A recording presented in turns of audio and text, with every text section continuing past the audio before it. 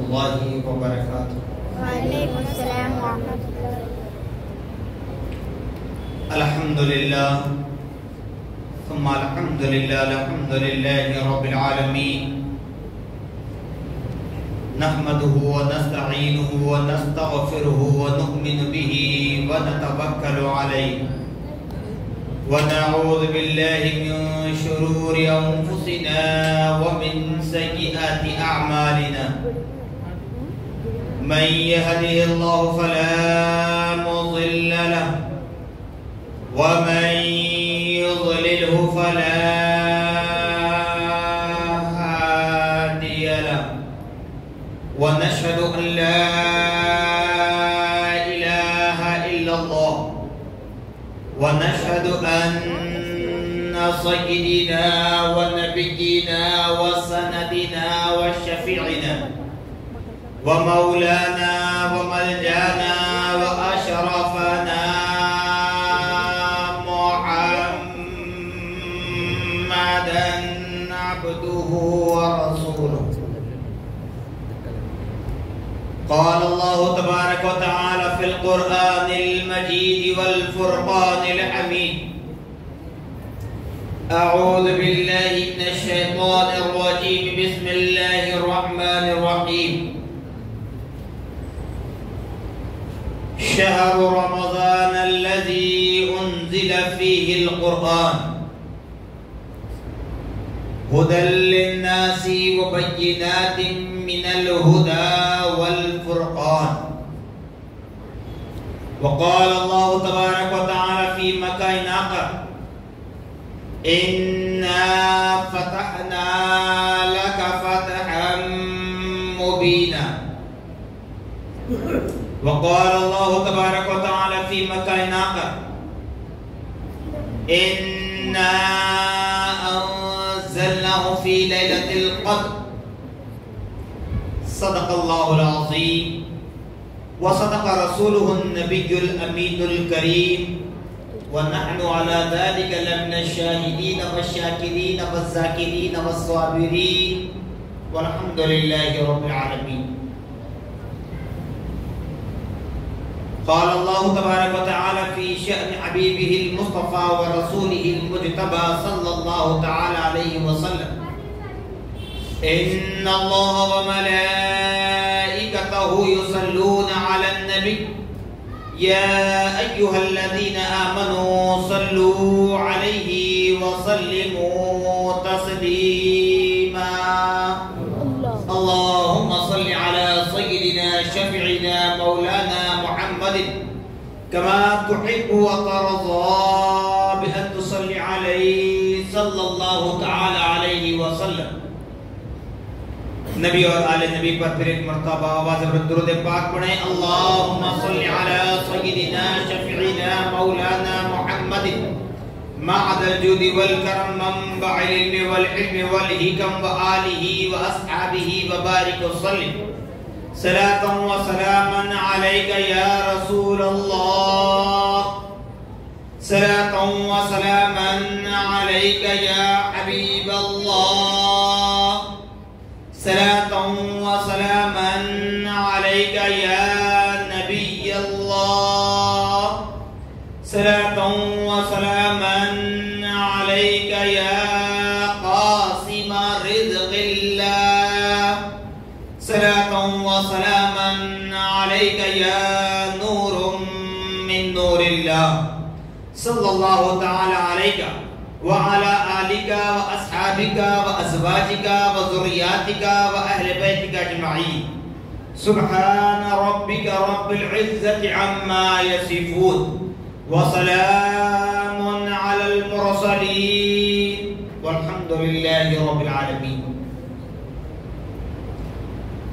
الحمدللہ، تمام تعریفیں اس ذات اقدس کے لیے ہیں جو سارے عالموں کا پروردگار ہے، جس نے ساری کائنات کو پیدا فرمایا، ساری کائنات کو روزی دے رہا ہے، میدان محشر کا مالک و مختار۔ یقیناً اس خدا رب ذوالجلال کا بڑا ہی شکر احسان عظیم ہے کہ اللہ سبحانہ و تعالیٰ نے ہم اور آپ کو اپنی تمام پیدا کردہ مخلوقات میں انسان بنا کر پیدا فرمایا، اشرف المخلوقات کے درجے سے سرفراز فرمایا۔ اللہ جل جلالہ عما نوالہ کا بڑا ہی شکر احسان عظیم ہے کہ رب کائنات نے ہم اور آپ کو اپنے نبی مکرم، رسول محتشم، صاحب دولات، باعث تخلیق کائنات، فخر موجودات، عرش کے دلہا، عرش کے مہمان، محمد الرسول اللہ صلی اللہ تعالی علیہ وسلم کی امت بابرکت میں پیدا ہونے کا اعزاز بخش۔ کرم پر کرم، بالا کرم یہ ہے کہ اللہ جل مجدہ نے ہم اور آپ کو اس ماہ مقدس، ماہ سیام، رمضان المبارک جیسے عظیم المرتبت مہینے سے ملایا، جس کے ہم 2 تہے مکمل کر چکے ہیں، شب کے اعتبار سے، روزے کے اعتبار سے۔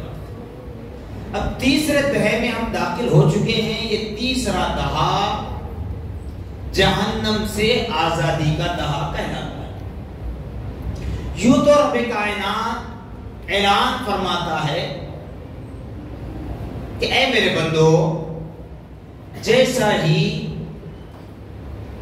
آسمان دنیا پر رمضان المبارک کا چاند ظاہر ہو جاتا ہے، تب سے اس رمضان المبارک کی چاند رات سے لے کر رمضان المبارک کی آخری شب تک ہر رات 70,000 جہنمیوں کو جہنم سے آزاد کرتا ہوں۔ تو یہ ماہ مقدس ہمارے درمیان جلوہ گر ہے۔ آخری عشرے کی پہلی شب میں ہم داخل ہو چکے ہیں۔ پہلی رات میں اپنے رب کو راضی کرنے کی کوشش کریں، کیونکہ ماہ سیام اب ہم سے رخصت ہونے پر اللہ سے اتنا گڑ گڑائیں، اتنا توبہ و استغفار کریں، اتنا عاجزی و انکساری کے ساتھ اپنے رب کو بدفعل نبی مکرم صلی اللہ تعالی علیہ وسلم راضی کرنے کی کوشش کریں کہ اب تک کی 20 راتوں میں جہاں 70,000 جہنمیوں کو جہنم سے آزاد کیا گیا ہے، اگر آج تک ہمارا نام اس فہرست میں شامل نہیں ہوا تو ابھی بھی موقع ہے کہ ہم اپنے رب کو راضی کر کے ان 70,000 جہنمی جہاں آزاد ہوتے ہیں ان میں شامل ہونے کی کوشش کریں۔ نہیں معلوم پھر آنے والے سال یہ رمضان کا مہینہ ہمیں ملے یا نہ ملے، چونکہ موت کا وقت متعین ہے لیکن ہم کو پتا نہیں، اور بڑی ذمہ داری کے ساتھ کہوں گا کیونکہ مصلی رسول اللہ پر بیٹھا ہوں اور ممبر رسول کے زیر سایہ بیٹھا ہوں۔ بڑے سے بڑا جادوگر بھی یہ نہیں بتا سکتا کہ کون کب مرنے والا ہے۔ کیوں؟ اللہ نے اس کو ایسے مخفی رکھا، اللہ نے اس کی تقدیر لکھ دی مگر مخفی رکھا، اور بندوں کو موقع دے رہا ہے کہ تم اپنے رب کو راضی کر لو۔ اب کہنے والے کہیں گے نبی کا وسیلہ کیوں نہیں ہم دعا میں؟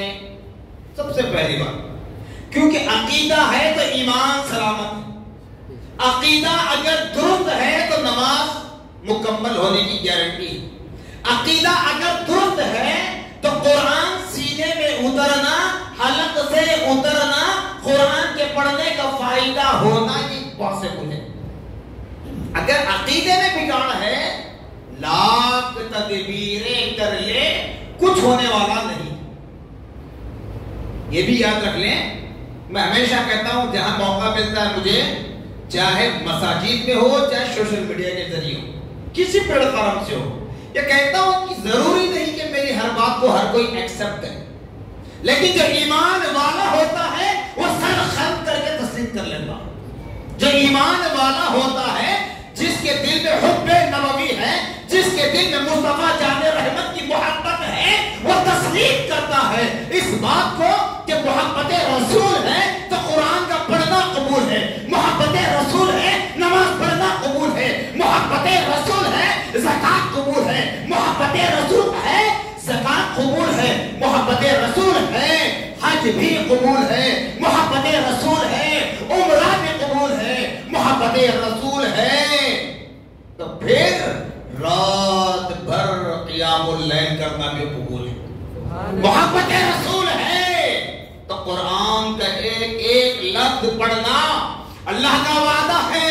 اے بندگان خدا، قرآن کا ایک لفظ تم پڑھو گے تمہارے نامہ اعمال میں 10 نیکیاں لکھی جاتی ہیں، لیکن جب رمضان المبارک کی آمد ہوتی ہے اللہ پاک فرماتا ہے، فضائل رمضان میں بتلایا جاتا ہے کہ ایک نیک عمل کر لو 70 درجے تمہارے نامہ اعمال میں زیادہ ثواب میں لکھوا دیتا ہوں۔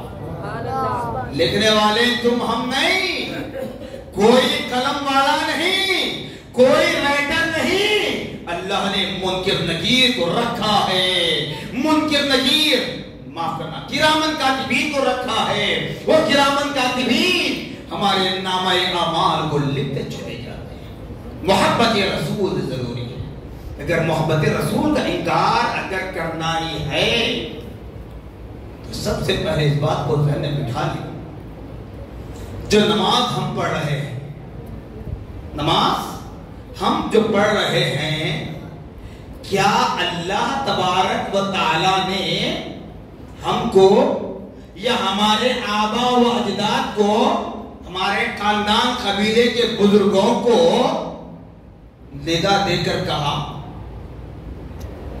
کہ تم پر نماز فرض ہے؟ سوچیے، قرآن آیا، کیا اللہ نے قرآن ہم کو ڈائریکٹ کتاب کی شکل میں دے دیا؟ اللہ نے قرآن میں فرمایا ان اللہ علی کل شیء قدیر، بے شک اللہ ہر چیز پر قدرت رکھنے والا ہے۔ تو پھر اس بات پر ہر مکتب فکر سے تعلق رکھنے والے بھی یقین رکھتے ہیں، متفق ہوتے ہیں۔ یوں کہوں تو بیجا نہ ہوگا جو غیر مسلم بھائی ہیں اگر وہ سیکولر ذہن رکھتے ہیں تو وہ بھی اس بات پر گواہی دیتے ہیں کہ یقیناً اللہ قادر مطلق ہے، اگرچہ کہ وہ اپنی زبان میں اپنے کلچر کے اعتبار سے اپنے معبودوں کے اعتبار سے پکارے، لیکن اللہ قادر مطلق ہے۔ جب اللہ تبارک و تعالیٰ قادر مطلق ہے اور اللہ پاک نے نبی پاک صلی اللہ تعالیٰ علیہ وسلم کو اپنے نور سے پیدا کیا، اب آپ کہیں گے مولانا شب قدر کی رات ہے، تاخرات ہے، ابھی نبی کا عقیدہ کہاں سے آ گیا، تو یہ نبی کا نور کہاں سے آ گیا؟ تو اس لیے کہہ رہا ہوں کہ آج ہمارے معصوموں کو بہکایا جاتا ہے۔ معصوم سے مراد بولو جو علم دین سے نا آشنا ہیں، بچے ہوں، بڑے ہوں، ضعیف ہوں، خواتین ہوں، کوئی ذہن دیا جاتا ہے تو میں وہی ذہن کھول رہا ہوں تاکہ تاخرات کا ہمیں درس مل جائے، شب قدر کیا ہے ہمیں معلوم ہو جائے۔ پیارے آقا صلی اللہ علیہ وسلم کو اللہ نے اپنے نور سے پیدا کیا، اپنے نور سے پیدا کیا۔ حضرت شیخ الاسلام شہزاد فاروق اعظم امام محمد انوار اللہ فاروقی علیہ رحمۃ اللہ جو جامع جامعہ کے فاؤنڈر ہیں، بانی ہیں، نثر تحریر کرتے ہوئے نظم بھی تحریر کرتے ہیں تو ارشاد فرماتے ہیں نور سے اپنے کیا ایک نور پیدا بے مثال، نور سے اپنے کیا ایک نور پیدا بے مثال، محمد رکھا اس کا نام حمد اللہ یزار، زمین پر محمد پکارا تو آسمان میں احمد پکارا، محمد اور احمد محمود بھی کہو تو تعریف اتنی کہ جس کی تعریف خود خدا نے کر دی، اب کسی کی تعریف کی ضرورت نہیں ہے۔ تعریف اگر میرے نبی کی کرو گے تو تمہارے ایمان میں تازگی پیدا ہوگی، تعریف اگر میرے نبی کی کرو گے تمہارے قلوب منور ہو جائیں گے، تعریف اگر میرے نبی کی کرو گے، محبت اگر میرے نبی سے کرو گے تو خدا کے پاس جانے کا راستہ مل جائے گا۔ کیسے ملے گا؟ آئیے، رمضان ملا، قرآن ملا، نماز ملی، کیسے ملی؟ میں نے دونوں باتیں بتا دی، قرآن اور نماز کے ذریعے۔ رمضان ملا کس کی بدولت؟ ہمارے اندر اتنے اعمال صاف ہے، اتنی نیکیاں ہیں، ہمارے دل اتنے پاک ہیں، معاف کرنا بزرگوں طرف اشارہ نہیں، مجھے سے گناہ کر کے لیے کہہ رہا ہوں، کیا ہمارے اعمال اتنے صاف ہیں کہ اللہ تبارک و تعالیٰ کی ندا کو ہم سن سکیں، اللہ کے حکم کو ہم پہچان سکیں؟ پھر یہ پیارے آقا محمد رسول اللہ صلی اللہ تعالی علیہ وسلم کے نالین کا تصدق ہے، پیارے آقا صلی اللہ علیہ وسلم کے نالین کا تصدق ہے کہ اللہ نے ہمیں نماز بھی دی نبی محمد رسول اللہ کے ذریعے، قرآن بھی دیا نبی محمد رسول اللہ کے ذریعے، رمضان بھی عطا فرمایا نبی محمد رسول اللہ کے ذریعے۔ جب نبی کی محبت کا انکار کرے پھر رمضان کیسے گزرے؟ تو اسی لیے ہمیں چاہیے کہ پیارے آقا محمد رسول اللہ صلی اللہ علیہ وسلم سے سچی محبت کرے، سچی محبت کرے، ایسی محبت نہیں جیسے میلاد کے موقع پر ہمارے نوجوان نعرہ لگاتے ہیں، غلامی رسول میں موت بھی قبول، یہ صرف نعرے کی محبت۔ محبت ہو ایسی، نبی سے محبت ہو ایسی کہ تم چلو تو یہ نہ کہے دیکھنے والے کہ فلاں جا رہا ہے، فلاں کا بیٹا جا رہا ہے، فلاں کا باپ جا رہا ہے، دیکھنے والا کہے عاشق رسول جا رہا ہے۔ ارے جب تم زندہ ہو تب بھی یہی آواز آئے عاشق رسول جا رہا ہے، جب تم اس دنیا سے چل بس ہو تو اس وقت بھی یہی نعرہ بلند ہو عاشق رسول کا جنازہ جا رہا ہے، عاشق رسول کا جنازہ جا رہا ہے۔ ایسی محبت پیدا کرو، ایسی محبت پیدا کرو۔ میں نے قرآن مقدس کی 3 آیتیں پڑھی، انشاءاللہ تینوں آیتوں پر کچھ لب کشائی کرنے کی جرات کروں گا۔ اسی لیے کسی عاشق رسول نے کہا کرم خدا کا میں امتی ہوں، کرم خدا کا میں امتی ہوں، بھلی ہے قسمت بری نہیں ہے۔ ایمان والو، اگر تمہارے پاس سر چھپانے کے لیے سایہ نہیں ہے، بدن ڈھانکنے کے لیے کپڑا نہیں ہے، بھوک پیاس کی شدت کو برداشت کرنے کے لیے کھانا پانی میسر نہیں ہے، ایسی حالت میں بھی نبی کا دامن نہ چھوڑنا، ایسی حالت میں بھی نبی کا دامن نہ چھوڑنا۔ تبھی تو عاشق رسول کہتے ہیں کرم خدا کا میں امتی ہوں، بھلی ہے قسمت بری نہیں ہے۔ تمہارے صدقے میں یا محمد، تمہارے صدقے میں یا محمد ملا ہے سب کچھ، کمی نہیں ہے۔ تمہارے صدقے میں یا محمد ملا ہے سب کچھ، کمی نہیں ہے۔ رمضان ملا، رمضان کی نعمتیں ہم کھا رہے ہیں، پی رہے ہیں، لطف اندوز ہو رہے ہیں۔ یہ پیارے آقا محمد رسول اللہ صلی اللہ تعالی علیہ وسلم کے نالین کا تحفہ ہے، نالین کا صدقہ ہے۔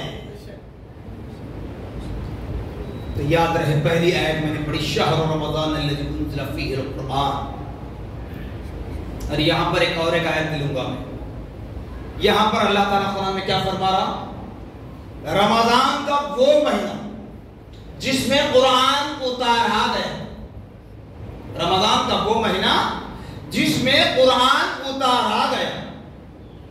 اب اسی طریقے سے یہاں وضاحت ہو گئی قرآن کب نازل ہوا۔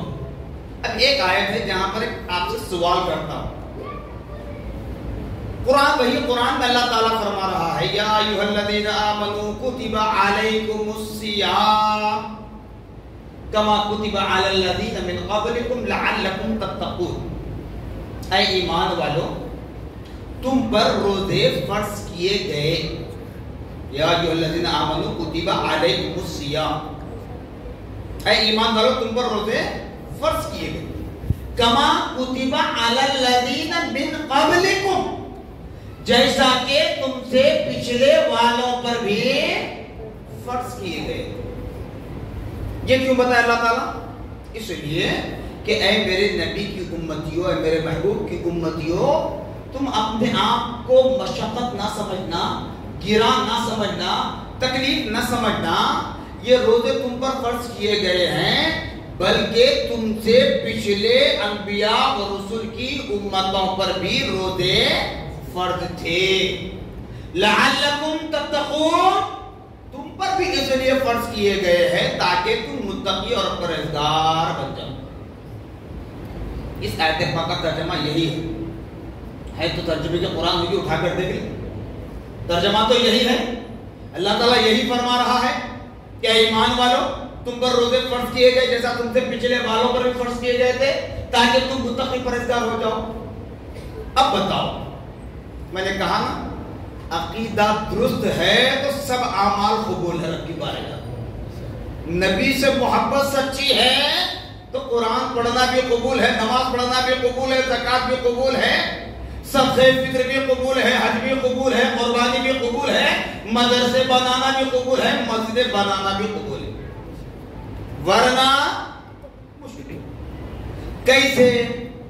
اب دیکھیں قرآن سے کہتے ہیں نا ڈائریکٹ مانگنے کی بات کرتے ہیں. نبی کی محبت کو توڑنے کے لیے، نبی کی محبت سے توڑنے کے لیے، نبی کے عقیدے سے ہمارے ذہنوں کو ہٹانے کے لیے کہتے ہیں ڈائریکٹ مانگیں.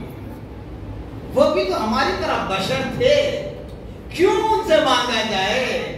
ٹھیک ہے مت مانگیے جناب محترم، مت مانگیے، مگر مجھے یہاں بتائیے قرآن میں اللہ تعالیٰ فرما رہا یا ایھا الذین آمنوا کتب علیکم الصیام کہ لوگوں تم پر روزے فرض کیے گئے. کون سے مہینے کے روزے ہیں جناب؟ قرآن کا ذکر ہوا تو کیا فرمایا؟ شہر رمضان الذی انزل فیہ القرآن، رمضان کا وہ مہینہ جس میں قرآن اتارا گیا.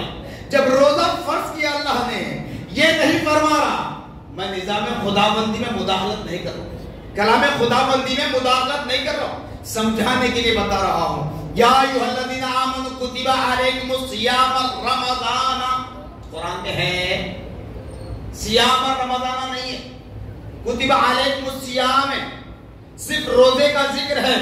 رمضان کے روزے رکھنا یہ قرآن میں ذکر نہیں ہے. تو تم کہاں سے سیکھے؟ تم کہاں سے سیکھے؟ وہی نبی محمد الرسول اللہ کا صدقہ ہے، وہی نبی محمد الرسول اللہ کا صدقہ ہے کہ نبی نے بتایا کہ رمضان کے روزے فرض ہے. اے میری امتیوں تم پر رمضان کے روزے فرض ہے. آئیے اسی طرح نماز کی بات میں نے کہی تھی نا، زکوٰۃ بھی کہا، حج بھی کہا، قرآن سے ہی دوں گا. میں کسی مقابلہ کرنے کے لیے کسی کو اپنی طرف مائل کرنے کے لیے نہیں آیا، بس آپ لوگوں کی محبت ہے. یاد کرتے ہیں فقیر حاضر ہوتا، مگر بڑی بھاری ذمہ داری دی گئی، پہلی تاخیر میں بلا لی. تو یاد رکھ لیں قرآن میں ذکر نماز کے لیے کیا ہے، جبکہ عربی گرامر کے اعتبار سے اگر دیکھیں تو قرأ یقرأ معنی آتے ہیں پڑھنا. جیسے سورہ مزمل میں وَرَتِّلِ الْقُرْآنَ تَرْتِیلًا، قرآن کو ترتیب کے ساتھ سنوار کر پڑھو. پھر جس پر ہم نماز پڑھتے ہیں مصلی، صلی یصلی معنی پڑھنا، مگر اللہ تعالیٰ صلی یصلی کا بھی لفظ استعمال نہیں کیا نماز کے لیے، نہ ہی قرأ یقرأ کا استعمال کیا، بلکہ کیا فرمایا اقیموا الصلاۃ. اب اس کا ہم ترجمہ کریں گے، کیا معنی آئے گا؟ قامہ یقوم معنی آتے ہیں کھڑا کرنا. اب آپ کے سامنے بیٹھ کر رہا ہوں تو آپ نے مائک کو جھکا دیا، اگر میں اٹھ کر کھڑا ہو جاؤں سلام کے لیے تو مائک کو کھڑا کر دیں گے. تو قامہ یقوم معنی آتے ہیں کھڑا کرنا. اب اللہ نے قرآن میں فرمایا اقیموا الصلاۃ، نماز قائم کرو. تو کیا نماز اٹھنے بیٹھنے والی چیزیں قائم کریں گے؟ پیارے آقا صلی اللہ تعالی علیہ وسلم نے سمجھایا. جیسے پہلے وہ حدیث بتاتا معصوم بچوں کو یاد دلائی جاتی ہے، الصلاۃ، بولو بیٹے، الصلاۃ عماد الدین، نماز دین کا ستون ہے. ستون کسے کہتے ہیں؟ پلر، کھمبا. بغیر پلر کے چھت ٹھہرتا. انجینئر بھی बगैर बम्बू के छत को खड़ा कर सकता, पिलरा डालने के बाद भी वो बम्बुओं का सहारा लेता, चकलों का सहारा लेता। क्यों? छत को सही तरीके से बिठाया जाए।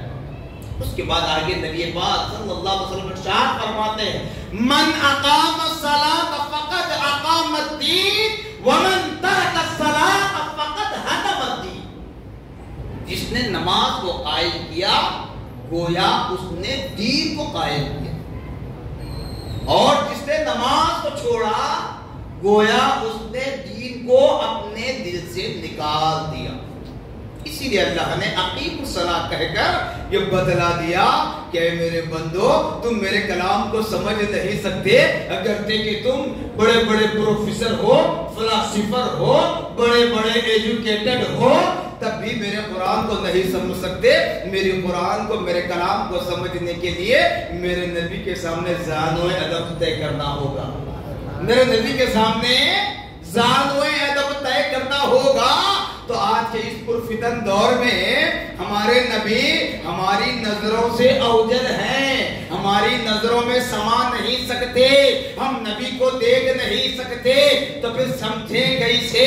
तो बताया जाता है कि नबी की उम्मत में अल्लाह ने सहाबा को पैदा किया, अज़वाज मुतहरात को पैदा किया, औलाद अमजाद को पैदा किया, अहले बैत अथार को पैदा किया, ताबईन को पैदा किया, तबे ताबईन को पैदा किया, मुफस्सिरीन को पैदा किया, मुहद्दिसीन को पैदा किया, फुक़हा को पैदा किया, अइम्माए अरबा को पैदा किया, सलासिले तरीक़त को पैदा किया। फिर उसके बाद उलमा मशाइख़ की कड़ी चलती आ रही है। जब मराहिल हमें तय करना है तब जाकर हमें समझ में आएगा कि कुरान है। कुरान को हम इजी इसलिए लेते हैं 100, 200, 300 रुपए में कुरान हमें मिल रहा है। अच्छे पेपर में अगर हो तो 500, 1000 रुपए में कुरान मिल रहा है, इसलिए हमारे पास उसकी अहमियत ज्यादा नहीं होती। जब यही कुरान 1000 रुपए नहीं बल्कि 1,00,000 रुपए में बिकने लग जाए, जब उसकी अहमियत हमको हो। कुरान को हम इजी लेते हैं, कुरान को हमने मजाक बना लिया, हर बात को पूछते कुरान में है क्या, कुरान में है क्या, कुरान से दलील जरा बताइए। जब तक नबी की मोहब्बत नहीं है तब तक कोई अमल रब की बारगाह में काबिल कबूल नहीं है। अब इसी तरह ज़कात, ज़कात के लिए क्या हुक्म है? अक़ीमुस्सलात व आतुज़्ज़कात, नमाज कायम करो और ज़कात दो। अब ज़कात कब देना, कौन देना, कितना देना, किसको देना, किसको देना हराम है, ये तफसील कुरान में मिलती, बताइए मिलती? कुरान में जिक्र है आतुज़ ज़कात, ज़कात दो, ज़कात दो। ज़कात कब देना, कितना माल होना, उस पर कितना पीरियड गुजरना, कितना माल ज़कात अल्लाह की राह में खर्च करना, किसको देना, ये सब हमारे नबी मुहम्मदुर रसूलुल्लाह सल्लल्लाहु अलैहि वसल्लम ने बतलाया। तो इसी तरीके से हज का मसला है, वो अतिमुल हज्ज वल उम्रता लिल्लाह, कुरान की तो आयत है ना सर, कुरान बता रहा हूं, कुरान में जिक्र है हज करने की।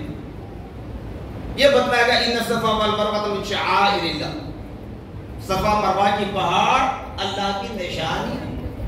हज करने का जिक्र है, खाने काबा का तवाफ करने का जिक्र है, लेकिन हज कब करना, कौन करना, किस पर फर्ज है, कुरान में जिक्र है नहीं है। तो हर चीज का इल्म कुरान से है, लेकिन हमारे दिमाग उस काबिल नहीं है कि हम कुरान को समझ सके। ये सब प्यारे आका मोहम्मद रसूलुल्लाह सल्लल्लाहु अलैहि वसल्लम का सदका है कि हर अमल को हमारे नबी ने करके बतलाया, इसलिए आज हम पर आसानियां हुई हैं। अगर नबी की मोहब्बत से इनकार है, नबी की मोहब्बत से मुंह मोड़ते हो, नबी का वसीला लेना नहीं चाहते, तो फिर सारे अमल को छोड़ना पड़ेगा।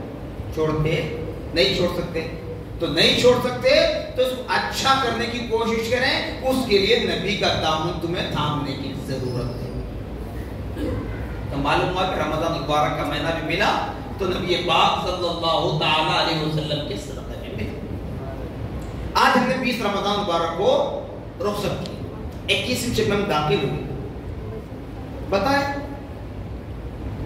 جس دنیا کے لیے ہم اتنی محنت و مشقت کرتے ہیں، کبھی سوچا ہم نے کہ رمضان کیا صرف روزہ رکھنے کے لیے آیا؟ یاد رکھ لیں رمضان المبارک میں انگنت بے شمار نعمتیں ہیں خدا کی، بے شمار فضائل ہیں رمضان کی. کبھی بیان ہم کرنے سے قاصر، کبھی بیان نہیں کر سکتے، کبھی بیان نہیں کر سکتے. قیامت کا صورت دور ہو جائے. کیوں نہیں کر سکتے؟ اس لیے کہ حدیث قدسی میں آتا ہے، پیارے آقا صلی اللہ علیہ وسلم ارشاد فرماتے ہیں رجب اللہ شعبان شہری رمضان امتی. رجب اللہ کا مہینہ ہے، شعبان میرا مہینہ ہے، رمضان میری امت کا مہینہ ہے. سبحان اللہ. اللہ نے رجب کو اپنے لیے خاص کیا تو 27 رات میں رب تبارک و تعالیٰ نے پیارے آقا محمد رسول اللہ صلی اللہ علیہ وسلم کو فرش سے عرش پر بلوایا، فرش سے عرش پر بلوایا. یا محمد کہہ کر نہیں پکارا. اللہ تعالیٰ چاہا تو آواز دے سکتا تھا، ندا دے سکتا تھا، ندا دے کر نہیں پکارا، بلکہ سردار الملائکہ جبریل امین کو بھیجا. جبریل امین کو بھیجا نبی کی بارگاہ. اور اس وقت اللہ تعالیٰ نبی پاک صلی اللہ علیہ وسلم کو بستر استراحت پر آرام کا موقع بھی دیا. ادھر جبرائیل کو بھیجا، کہا کہ جبرائیل جاؤ میرے حبیب کو لے آؤ. بارہا آپ نے سن لیا، اس لیے کہہ رہا ہوں کہ بغیر حب نبوی کے کوئی عمل ہمارا اللہ کی بارگاہ میں قبول ہونا امپاسبل ہے، ممکن نہیں ہے، کچھ نہیں ہے. اس لیے بتا جبرائیل آئے نبی کی بارگاہ، دیکھا پیارے آقا صلی اللہ تعالی علیہ وسلم بستر استراحت پر آرام کر رہے ہیں. جبریل کھڑے ہیں، سوچ رہے ہیں. رب تبارک و تعالیٰ کا حکم ہے کہ نبی کو لے آنا ہے رب کی بارگاہ میں. جگاؤں تو نبی کی شان میں بے ادب. یہ عقیدہ ہمیں جبرائیل نے دیا. سب سے پہلے روز اول میں جبریل امین نے عقیدہ سکھلایا. جبرائیل آئے نبی کو لینے کے لیے رب کی بارگاہ میں لے جانے کے لیے.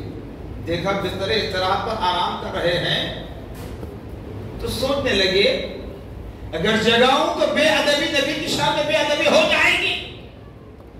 اگر ادب مصطفیٰ کے قادر خاموش ہاتھ باندھ کر کھڑا ہو جاؤں تو رب کی نافرمانی ہوگی.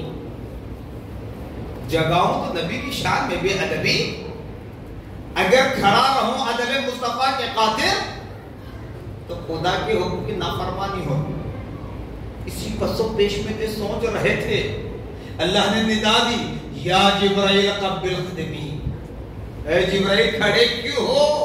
اے جبرائیل کیا سوچ رہے ہو؟ میرے حبیب کے تلوہ مبارکہ کو بوسہ دو. یا جبرائیل قبل قدمی ہی، اے جبرائیل میرے حبیب کے قدموں کو بوسہ دے دو. جبرائیل نے فوراً نبی کے قدموں کو بوسہ دیا. نبی کے قدموں کو بوسہ دینا تھا. نبی نے ٹھنڈک محسوس کی اور اپنے بستر استراحت سے اٹھے.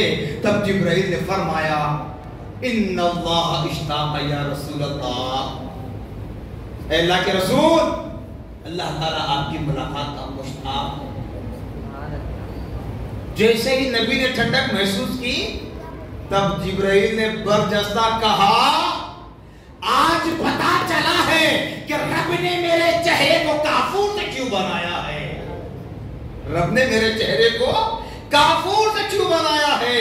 کیونکہ آج کی رات نبی کے قدم مبارک کو بوسہ دینا ہے، میرے نبی کو تکلیف نہ ہو، اس لیے رب نے میرے چہرے کو کافور سے بنایا. رب نے اپنے مہینے میں اپنے محبوب کو فرق سے عرش پر بلوایا. پھر پیارے آقا صلی اللہ علیہ وسلم فرماتے ہیں شعبان الشہری، شعبان میرا مہینہ ہے، شعبان میرا مہینہ ہے. اس ماہ مبارک کی 15ویں شب نصف شعبان کی رات، شب برات. زندگی کی بدکاریوں سے، بدفعلیوں سے باز آنے کی رات، اس متبرک رات میں پیارے آقا صلی اللہ تعالی علیہ وسلم جنت البقیع کے قبرستان کا رخ کیا۔ اب یہاں پر ایک بات بتا دوں، جن حضرات نے حج کیا، عمرہ کیا، دیکھتے ہوں گے کہ مکہ مکرمہ میں جنت المعلا ہے، مدینہ المنورہ میں جنت البقیع ہے، لیکن لوگ مکی کے تمام زیارتیں تو کر لیتے ہیں، جنت المعلا میں بہت کم لوگ جاتے ہیں، جنت المعلا میں بہت کم لوگ جاتے ہیں۔ لیکن جب وہی بندگان خدا اپنے ایام حج سے فارغ ہونے کے بعد یا عمرے کے لیے جائیں، مکے کے ایام ختم ہونے کے بعد جب مدینہ المنورہ جاتے ہیں تو وہاں بار بار روضہ رسول کی زیارت کے بعد جنت البقیع کا رخ کرتے ہیں۔ کیوں؟ اس وجہ سے کہ شعبان کی 15ویں شب میں میرے پیارے آقا صلی اللہ علیہ وسلم نے جنت البقیع کے قبرستان میں کھڑے رہ کر ان کے لیے دعائیں کی۔ یہ بھی ایک سنت ادا کر لیتے ہیں۔ جنت المعلا کا اتنا شوق نہیں ہوتا، لیکن جنت البقیع کا اتنا شوق ہوتا ہے۔ کیوں؟ بتایا جاتا ہے کہ مکے میں جلال ہے، مکے میں جمال ہے، اور کئی روایتیں ہیں، کئی راویان حدیث روایت بیان کرتے ہیں، نبی پاک صلی اللہ علیہ وسلم نے فرمایا مولا مکے کی جتنی تعظیم ہے اس سے کچھ اور زیادہ مدینے کی تعظیم کی توفیق تیرے بندوں کے دلوں میں ڈال دے۔ اسی لیے ہر بندہ مدینہ منورہ جاتا ہے، مسجد نبوی میں نماز ادا کرتا ہے، روضہ رسول پر حاضری دیتے ہیں تو فوراً جنت البقیع کی جانب میں جاتے ہیں۔ تو بتائیے اہل قبور کی زیارت سے بھی ہمیں روکا جاتا ہے نہیں؟ معراج، برات، قدر، رمضان، عید الفطر کے موقع پر کیوں جاتے ہیں؟ اولیاء تو اپنی جگہ ہے، میں تو مجھے سے گناہگار کی بات کر رہا ہوں، قبرستان کی بات کر رہا ہوں۔ اب مجھے بتائیں جنت البقیع کے قبرستان میں اس وقت جب شعبان کی فضیلت آئی، اس وقت جنت البقیع کے قبرستان میں کون دفن تھے؟ آبا و ہم تھے؟ ہمارے آبا و اجداد تھے؟ نہیں۔ کون تھے؟ وہ لوگ تھے جن کے لیے قرآن کہہ رہا ہے رضی اللہ عنہم ورضوا عنہ، اللہ ان سے راضی ہے اور انہوں نے اپنے رب کو راضی کر لیا۔ وہ لوگ ہیں، وہ لوگ کون؟ جو نبی پاک صلی اللہ علیہ وسلم کے صحابہ ہیں، جنہوں نے حالت ایمان میں نبی پاک صلی اللہ تعالی علیہ وسلم کے رخ زیبا کی زیارت کی اور حالت ایمان میں انتقال کر جائے، وہ صحابی کہلاتے ہیں۔ وہ صحابہ ہیں جن میں اصحاب کہف بھی ہے، اصحاب الصفہ بھی ہے، عشرہ مبشرہ بھی ہے، خلفائے راشدین بھی ہے۔ تو پھر ان لوگوں کو کیا حاجت ہے دعا کی؟ ان لوگوں کو مغفرت کی کیا حاجت ہے جبکہ اللہ تعالیٰ خوشخبری دے رہا ہے رضی اللہ عنہم ورضوا عنہ، اللہ ان سے راضی ہے، انہوں نے رب کو راضی کر لیا۔ باوجود اس کے پیارے آقا صلی اللہ علیہ وسلم شعبان کی 15ویں شب میں جنت البقیع کے قبرستان میں کھڑے رہ کر دعا کی۔ اسی وجہ سے نسلاً بعد نسل، قرناً بعد قرن، زمانے کے بعد زمانہ آئے گا، نسل کے بعد نسل آئے گی، جب ہم جیسے گناہگاروں کا زمانہ آئے گا، انکار پر انکار کرنے والے آتے رہیں گے، نئے فتنے پیدا کرتے رہیں گے، اور پیسے کی لالچ میں، حسن و جمال کی لالچ میں، خوبصورتی کی لالچ میں، عمارت کی لالچ میں، زینت کی لالچ میں، دولت کی لالچ میں اپنے ایمان کا سودا کرتے ہوئے کہیں گے کفر ہے، شرک ہے، بدعت ہے، فلاں ہے، تو میرے نبی نے اس کا خاتمہ کر دیا۔ اہل قبور کی زیارت کرنا یہ شرک نہیں ہے، یہ بدعت نہیں ہے، یہ قبر پرستی نہیں ہے، بلکہ اے لوگوں تم اے سی میں بیٹھے ہو، تم اے سی میں آرام کر رہے ہو، مخمل پر چل رہے ہو، کہو برا نہ مان۔ حد تو یہ ہے کہ آج ہماری مساجدوں میں غالین بھی ہے، اتنی موٹی غالین ہے کہ سجدے کا تصور بھی ہمیں نہیں ہوتا، ایسی تو ہماری عبادت ہے۔ تو نبی پاک فرماتے ہیں اہل قبور کی زیارت کے لیے جاؤ تاکہ تمہیں زندگی کا احساس ہو، تاکہ تمہیں زندگی کا احساس ہو کہ ایک دن اسی زمین کی آغوش میں آنا ہے، ایک دن اسی شہر خبوچہ قبرستان میں آنا ہے۔ جب اہل قبور کی زیارت کے لیے جاؤ، اگر تمہارا دل پتھر بھی ہے تو موم کی طرح پگھلنے لگے گا۔ اسی لیے نبی نے 15ویں شب میں، شب برات کی رات میں جنت البقیع کی زیارت کر کے بدلا دیا۔ اس کے بعد بتایا رمضان امتی، رمضان میری امت کا مہینہ ہے، رمضان میری امت کا مہینہ ہے۔ اب رمضان کیسے ہے؟ پہلا رمضان اگر دیکھیں گے، رمضان کی 4 رات کا معاملہ اگر دیکھیں گے تو سب سے پہلے ایک اللہ کے برگزیدہ بندے کی یاد ہوتی ہے، جنہیں قرآن پیر، روشن ضمیر، ہیکل نورانی، قندیل سمدانی، حضرت شیخ عبدالقادر جیلانی، غوث العظم سمدانی، غوث الثقلین، محبوب سبحانی کہا جاتا ہے۔ آپ کی ولادت باسعادت کا دن، کیونکہ اس دور اس وقت میں چاند کی اطلاع صحیح سے نہیں مل پا رہی تھی۔ لوگوں نے مشورہ کیا کہ آج شعبان کی 29 تاریخ تو ہو گئی لیکن چاند نظر آیا یا نہیں۔ تب اس وقت کے بزرگوں نے کہا تو چاند تو کسی نے دیکھا نہیں، لیکن تھوڑا سا انتظار کر لے، صبح نمودار ہو جائے، کچھ وقت گزر جائے، انتظار کر لے، اگر کچھ اطلاع نہ ملے تو اس شہر میں فاطمہ نامی خاتون اسلام ہے۔ وہ کون ہے؟ غوث الثقلین رضی اللہ عنہ کی والدہ ماجدہ ہے، ان سے جا کر دریافت کریں۔ جبکہ امامت، خطابت، خضاعت کسی معاملے میں خواتین اسلام کا عمل دخل نہیں ہے ہمارے پاس، اہل سنت و جماعت کے اعتبار سے، عقیدے کے اعتبار سے۔ مگر بزرگوں نے کہا کہ ان سے دریافت کریں۔ کیوں دریافت کریں گے؟ اللہ تعالیٰ اپنی قدرت کاملہ سے اپنے بزرگ بندوں کی نشاندہی کر رہا ہے، اپنے دوستوں کی نشاندہی کر رہا ہے۔ جب جا کر پوچھے تو پتا چلا، کہتی ہے کہ مجھے لڑکا تولد ہوا۔ وہ کون؟ غوث العظم دستگیر رضی اللہ تعالیٰ عنہ فرماتی ہیں کہ میرا بیٹا تولد ہوا، ابھی دن کا اتنا وقت گزر چکا ہے لیکن وہ دودھ پینے کے لیے تیار نہیں ہے۔ میں دودھ پلانے کی کوشش کر رہی ہوں، وہ دودھ پینے کے لیے تیار نہیں ہے۔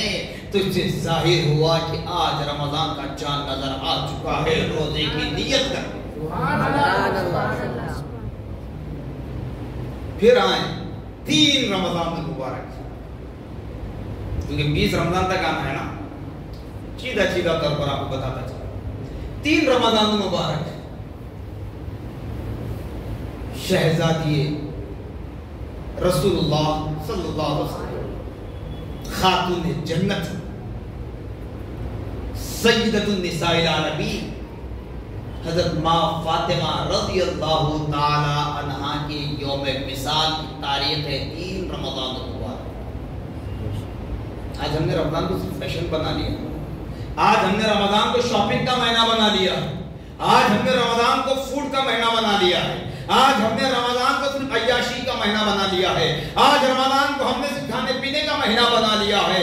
یاد رکھ لے، یہ ساری تاریخیں اس لیے کہہ رہا ہوں، نہیں معلوم آنے والا رمضان ہمیں نصیب ہو یا نہ ہو، یا پھر آنے والے سال میں تمہارے درمیان حاضر ہو سکوں یا نہ ہو سکوں، بس یہ خدا کا حکم ہو رہا ہے، میں کہتے جا رہا ہوں۔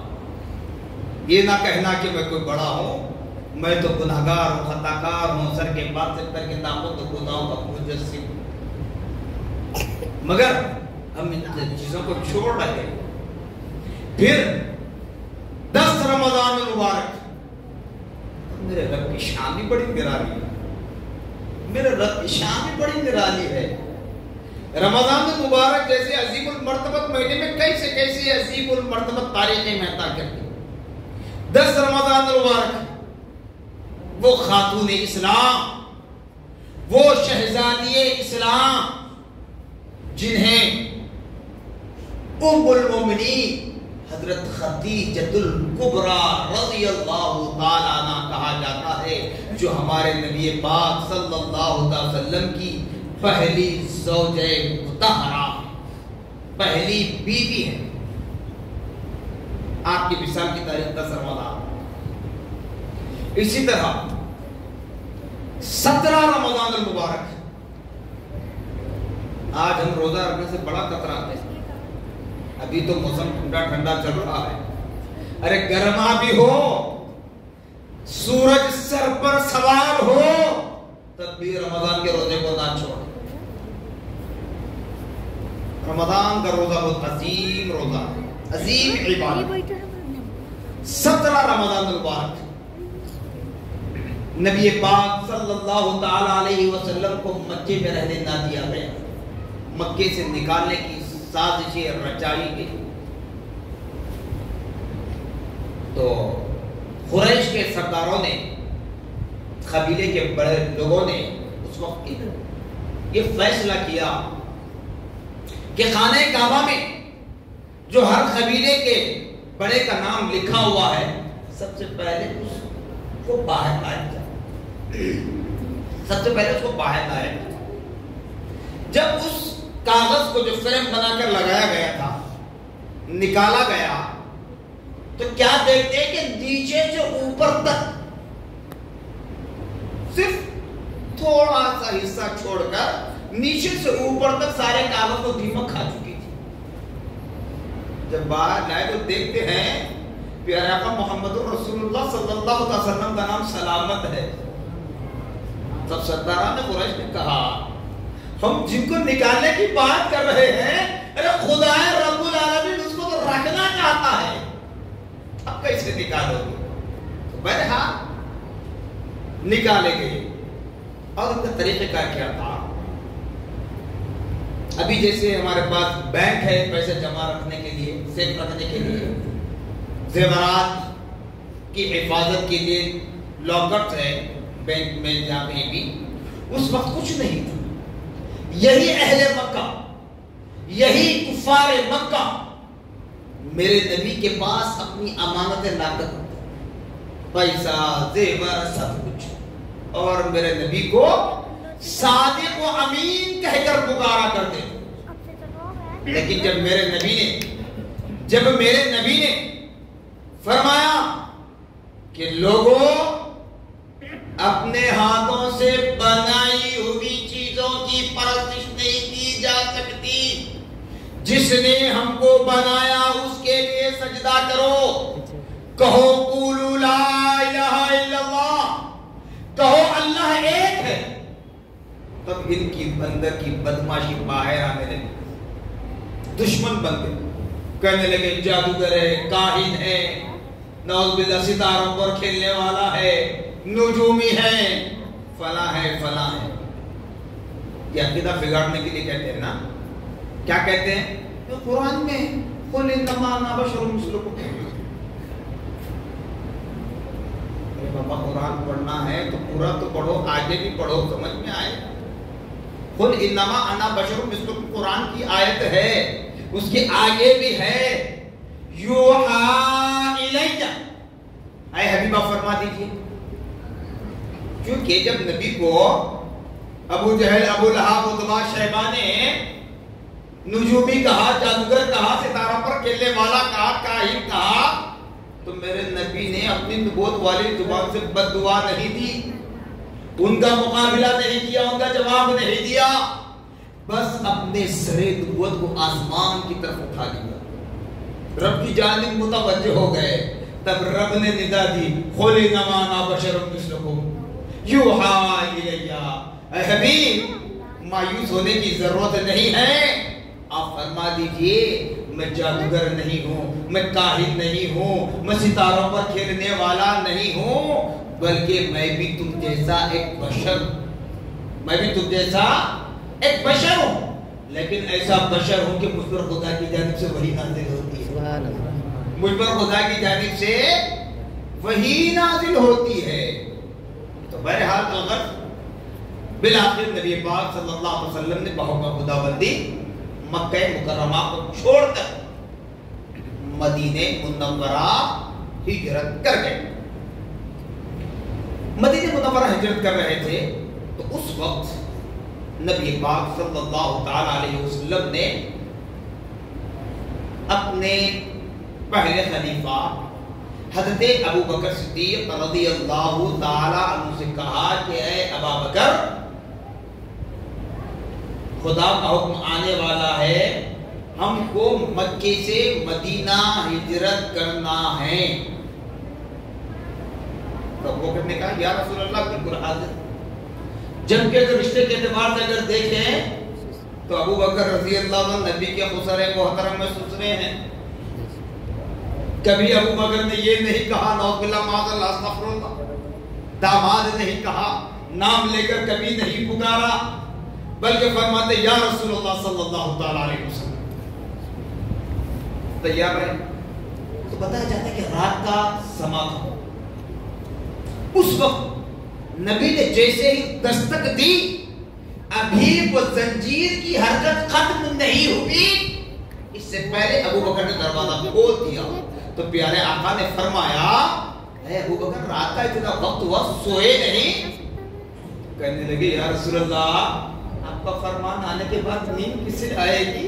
خدا کا حکم آتے ہی ہمیں نکلنا ہے ہجرت کے لیے، اگر ابن قحافہ اگر سو جاتا نیند غالب آ جاتی، آپ دروازہ کھٹکھٹاتے، اگر دروازہ کھولنے میں تاخیر ہو جائے تو بے ادبی ہو جاتی۔ اس خیال سے میں بستر پر نہیں گیا، اس خیال سے میں بستر پر نہیں گیا، بس آپ کی آمد کا انتظار کرتا ہوں۔ حضرت ابو بکر صدیق رضی اللہ عنہ کو لے کر ہجرت کر رہے ہیں، ابھی نکلے نہیں۔ حضرت علی کرم اللہ وجہ الکریم رضی اللہ تعالیٰ کی باری آتی ہے۔ اسی لئے کہتا ہوں، میں نے حضرت بانی جامعہ میں فرماتے ہیں پیر ہو تو پیر کامل، مرید ہو تو مرید صادق۔ پیر کامل ہونا، مرید سچا ہونا۔ اور بانی جامعہ میں یہ بھی تحریر فرماتے ہیں زبانی دعوے کام نہیں آنے والے، اگر زبانی دعوے کام آتے تو فرعون سمندر میں غرق نہیں ہوتا، سمندر میں غرق ہو رہا تھا، سمندر کے درمیانی سطح پر آ چکا تھا، پانی موجیں مارتے ہوئے اس کے حلق کو دبوچ رہا تھا۔ تو فرعون نے کیا کہا؟ غالباً 17ویں پارے میں آیت شامل ہے، آمنتو بربی موسیٰ و ہارون، میں موسیٰ اور ہارون کے رب پر ایمان لایا، لیکن میرے رب نے اس کے ایمان کو قبول نہیں کیا۔ کیوں؟ سکرات کا ایمان قبول ہونا امپاسبل ہے، اس لیے موقع ہے نبی کا دامن تھامنے۔ تو حضرت علی کرم اللہ وجہ الکریم رضی اللہ عنہ کو بلا کر پیارے آقا صلی اللہ تعالی علیہ وسلم نے بدلایا۔ کام یقین کیسا ہوتا ہے، جسے بھی کہا میں نے بان جامعہ کا حوالہ کہ پیر ہو تو پیر کامل، مرید ہو تو مرید صادق ہو۔ تو حضرت علی کرم اللہ وجہ الکریم رضی اللہ تعالیٰ عنہ کو نبی پاک صلی اللہ تعالیٰ علیہ وسلم نے کہا کہ علی یہ فلاں کی امانت ہے، یہ فلاں کی امانت ہے، یہ فلاں کی امانت ہے، یہ فلاں کی امانت ہے، یہ فلاں کی امانت ہے، تمام نشاندہی کر دی۔ کس کس کی بتلاتی؟ کہا کہ میرے اس بستر پر سو جانا، میرے اس بستر پر سو جانا۔ عشق دعوے تو بہت بڑے ہمارے پاس، عمل کی بات آئی تو بہت پیچھے ہو جاتے ہیں۔ حضرت علی نے یہ نہیں کہا کہ یا رسول اللہ جہاں موت مڑلا رہی ہو، جہاں دشمنوں کا جھرمٹ ہو، جہاں تیر و تلوار تلے ہوئے ہو، ایسے بستر پر میں کیسے سو جاؤں؟ حضرت علی نے نہیں فرمایا، بلکہ فرمایا یا رسول اللہ صلی اللہ علیہ وسلم بالکل آرام کرو، پھر میرے نبی نے کہا اے علی یہ صبح ہونے کے بعد یہ امانتیں واپس کر کے مدینے چلے آ جانا، مدینے چلے آ جانا۔ حضرت علی سو گئے۔ سونے کے بعد دشمن تاک رہے ہیں، کیونکہ علی سو رہے ہیں اس طریقے سے جیسے نبی آرام فرماتے ہیں، جیسے علی سو رہے ہیں اس طرح جیسے نبی آرام کرتے ہیں چادر اوڑھ کر۔ دشمن تاک رہے ہیں، وہ دشمن میرے علی کے بچپن کو دیکھا، وہ دشمن میرے علی کے ساتھ کھیلے کودے، سب کچھ کیے، لیکن پہچان نہ سکے کہ یہ نبی ہے یا علی ہے۔ سوچ رہے ہیں کہ نبی محمد ہیں، اٹھنے کا انتظار کر رہے ہیں، لیکن علی اپنے بستر سے نہیں اٹھے۔ اس وقت جب تک نبی نے جو حکم دیا تھا کہ صبح جب نمودار ہو جائے تب اٹھنا، ان اہل مکہ کی امانتوں کو واپس کر کے مدینے چلے آنا، تو پیارے آقا صلی اللہ علیہ وسلم کی نصیحت پر عمل کرتے ہوئے کہیں سو رہے۔ جب حضرت علی اٹھے دشمنوں نے دیکھا ارے یہ تو نبی نہیں علی ہے، اٹھنے سے پہلے پہچان نہیں پائے۔ جب اٹھے اپنے چہرے سے چادر اٹھائی تو دیکھا علی ہیں۔ کہنے لگے اے علی اس بستر پر موت مرلا رہی ہے، اس بستر پر موت کیسے آئی؟ تو حضرت علی کرم اللہ وجہ کریم رضی اللہ عنہ کیا ارشاد فرماتے ہیں، اے اہل مکہ سنو، آج تک علی نے کوئی رات اتنے اطمینان کے ساتھ نہیں سویا جو آج کی رات سویا ہے، کیونکہ علی ہر رات سوتا تھا تو خوف ہوتا تھا، نہیں معلوم ملک الموت کب آئے گی، میری روح کو کب قبض کر لے گی۔ لیکن آج کی رات علی اتنے اطمینان کے ساتھ اس لیے سویا ہے، میرے نبی نے کہا اے علی ان اہل مکہ کی امانتیں واپس کر کے صبح مدینے چلے آ جانا۔ اب علی کو یقین ہو گیا کہ علی کسی وقت مر سکتا ہے، لیکن مدینہ جانے سے پہلے نہیں مر سکتا، مدینہ جانے سے پہلے نہیں مر سکتا۔ یہ تربیت ہے میرے نبی کی، یہ عقیدہ ہے، یہ محبت ہے۔ اور ابو بکر رضی اللہ تعالیٰ جب میرے نبی کو اپنے کاندھوں پر سوار کر کر چل رہے ہیں، اپنے کاندھوں پر نبی کو سوار کرے چل رہے ہیں، کبھی نبی کے دہنے قدم کو بوسہ دیتے ہیں تو کبھی بائیں قدم کو بوسہ دیتے ہیں۔ نبی نے پوچھا اے ابو بکر کیا کر رہے ہو؟ ابو بکر نے فرمایا یا رسول اللہ آپ کے حکم کی تعمیل کر رہا ہوں۔ نبی نے حکم دیا نہیں، پھر تعمیل کی زبان کی تو نبی نے فرمایا تھا اے میری امتیوں، میری معراج یہ تھی کہ میں فرش سے عرش تک پہنچا، اور تمہاری معراج یہ کہ تم میرے خدموں تک پہنچو۔ تو ابو بکر نے بدلا دیا یا رسول اللہ معراج کر رہا ہوں، یا رسول اللہ معراج کر رہا ہوں۔ یہ محبت رسول، یہ محبت رسول ہے، اسی لیے ان کے چرچے آج بھی ہو رہے ہیں، قبض قیامت تک بھی ہوتے رہیں گے، اور میدان محشر میں ہمارے وکیل محمد رسول اللہ صلی اللہ علیہ وسلم کی صف میں وہ بھی کھڑے ہوں گے۔ ایسے لیے ہمیں سب کی تعظیم کرنا ہے۔ تو آئیے اسی طریقے سے جب پیارے آقا صلی اللہ علیہ وسلم نے مکہ مکرمہ سے مدینہ منورہ ہجرت کی، ہجرت کے دوسرے سال صلح کی بات کرنے کے لیے، معاملات کو ختم کرنے کے لیے، خانہ کعبہ کے تقدس کو پامال ہونے سے بچانے کے لیے، خانہ کعبہ کی حفاظت کے لیے حضور پاک صلی اللہ علیہ وسلم اپنے صحابہ کے ساتھ مکہ مکرمہ پہنچ رہے تھے۔ وہاں پر ان اہل مکہ کے ظالموں نے، ابو جہل، ابو لہب، اتبا، شیبہ نے مکہ اور مدینے کے درمیان 450 کلومیٹر کا فاصلہ ہے، 450 کلومیٹر کا فاصلہ ہے۔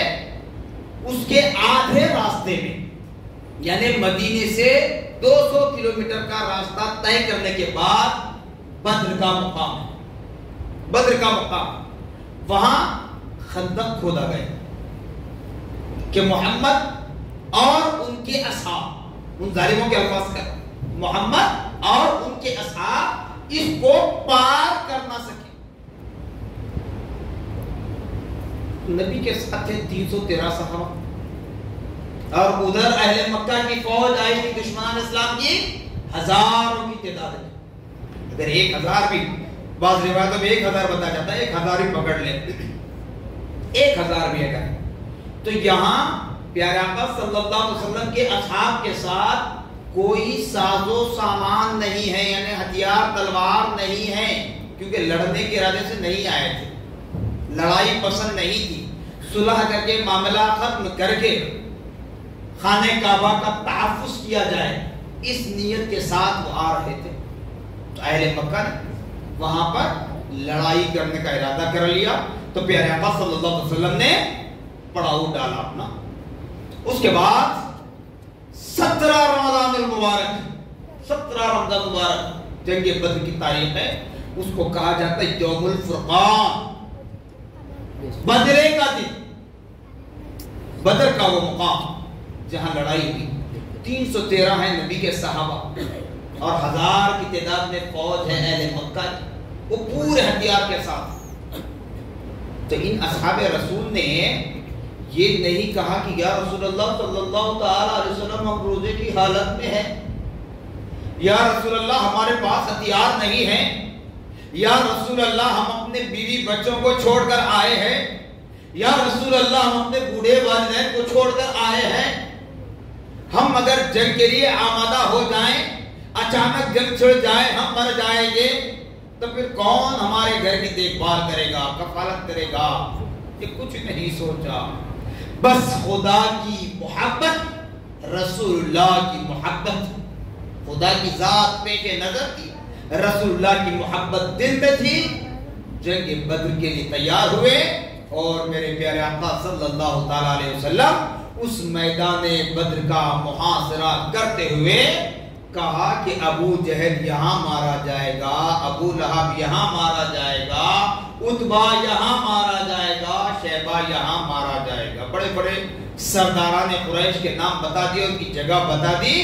بتایا جاتا ہے کہ اسی جگہ پر وہ دشمن اسلام قتل کیے گئے، اور 313 صحابہ نے جنگ بدر کو کامیابی حاصل کر لی۔ وہ چاہے خدا کی غیبی مدد کہیے، نبی کی شمولیت کی برکت کہیے، یا فرشتوں کی مدد کہیے، جس طریقے سے بھی ہے، اسلام کا پہلا معرکہ، اسلام کی پہلی جنگ جنگ بدر ہے، یوم الفرقان ہے، بدلے کا دن ہے۔ اس وقت کامیابی حاصل کی، کامیابی حاصل کرنے کے بعد مکے کی طرف آگے نہیں بڑھے، کیونکہ میرے نبی کے اخلاق حسنہ تھے، وہ واپس مدینہ منورہ پہنچے۔ پھر 6 سال 5 ساڑھے 5 سال کا عرصہ گزرا، ہجرت کے 8ویں سال، ہجرت کے 8ویں سال میرے آقا صلی اللہ تعالی علیہ وسلم پھر اپنے اصحاب کو لے کر نکلے۔ وہ کہتے تھے کہ یہ یثرب والے بیمار ہیں، کمزور ہیں، ناتواں، کیونکہ مدینہ منورہ کا نام تھا یثرب، یثرب، یثرب کے معنی آتے ہیں بیماریوں کو جنم دینے والی جگہ۔ لیکن میرے رب نے میرے نبی کو ایسا باکمال بنایا کہ اس بیماریوں کو جنم دینے والی خاک پر جہاں میرے نبی کے قدم نبوت بے بد ہو گئے، میرے نبی کے نبوت والے قدم پڑ گئے، وہ بیماری والی زمین جا کر خاک شفا بن گئی، بیماری والی زمین جا کر خاک شفا بن گئی۔ تو پیارے آقا صلی اللہ تعالی علیہ وسلم ہجرت کے 8ویں سال صحابہ کو لے کر نکلے۔ نکلنے کے بعد فتح مکہ کا اعلان کرنا تھا، مکے کو فتح کرنا تھا، کامیابی حاصل کرنا تھا۔ جو خانہ خانہ کعبہ کو ناپاک کیا گیا تھا. نبی پاک صلی اللہ علیہ وسلم کی ولادت بسادت کے موقع پر کہا جاتا ہے نا خانہ کعبہ کو پاک و صاف کرنے والا نبی آ گیا. وہ نبی اپنے اصحاب کے ساتھ آ رہے. پاور ہے باوجود اس کے نبی نے اعلان جنگ نہیں کیا, اعلان معافی کیا, معافی کا اعلان کیا. جو کعبے کے در و دیوار سے چمٹ جائے اس کو امان ہے, جو کعبے کے چھت سے چمٹ جائے, جو کعبے کے غلاف سے چمٹ جائے اس کو امان ہے, جو اپنے گھر کے دروازے بند کر لے اس کو بھی امان ہے, جو مسجد میں آ جائے اس کو بھی امان ہے. معافی کا اعلان کیا, خانہ کعبہ میں داخل ہونے کے بعد فتح مکہ ہوا. اسی وقت سورہ فتح کی آیت نازل ہوتی ہے, اِنَّا فَتَحْنَا لَكَ فَتْحًا مُبِينًا. کہ بڑی کام ہے. آج جو حج کر رہے ہیں اتنی ساری باتیں اس لیے کر رہا ہوں, بڑی بڑی باتیں بہت کرتے ہیں, بغیر وسیلے کی بات کرتے ہیں, نبی کی محبت کے اقدار کی بات کرتے ہیں, نبی کے عقیدے کی بات میں لا کر عوام کو توڑنے کی بات کرتے ہو. اگر میرے نبی مکے کی حفاظت نہ کرتے, اگر میرے نبی فتح مکہ کو حاصل نہ کرتے, حج کس کا کرتے؟ قرآن میں ذکر ہے وَأَتِمُّ الْحَجَّ وَالْعُمْرَةَ لِلَّهِ. اگر خانہ کعبہ کو نبی حاصل نہ کرتے تو پھر حج کس کا کرتے, کہاں جا کر کرتے؟ تو اس لیے ہمیں چاہیے کہ یہ 20 رمضان مبارک فتح یابی کا دن ہے. خانہ کعبہ فتح ہوا ہجرت کے 8ویں سے, اور 17 رمضان جہاں جنگ بدر ہوئی وہیں پر ام المومنین حضرت عائشہ صدیقہ رضی اللہ تعالی عنہ کے وصال کی بھی تاریخ. کتنی یادگاریں ہیں ہمارے ساتھ رمضان مبارک.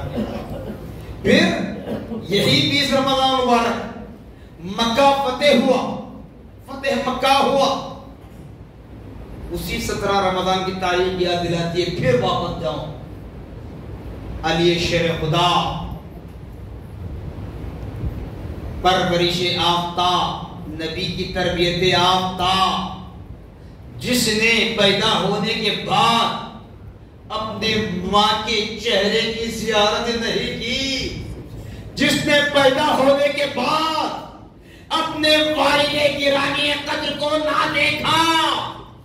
اب بتاؤ دنیا میں کوئی ایسا لڑکا جنم لیا ہوگا جس کو اتنی طاقت حاصل ہے کہ وہ اپنی ماں کو بھی نہ دیکھ پائے, اپنے باپ کو نہ دیکھ سکے. دیکھنے والوں نے کہا کہ یہ نابینا پیدا ہوا ہے کہ آنکھ بھی نہیں کھولتا.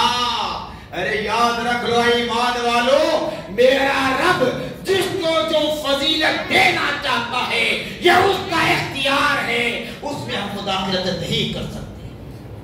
میرے آقا صلی اللہ علیہ وسلم کو اطلاع ملی اپنے چچا حضرت ابو طالب کے گھر لڑکا تولد ہوا خانہ کعبہ میں, کعبے کے احاطے میں. پیارے آقا صلی اللہ علیہ وسلم پہنچتے ہیں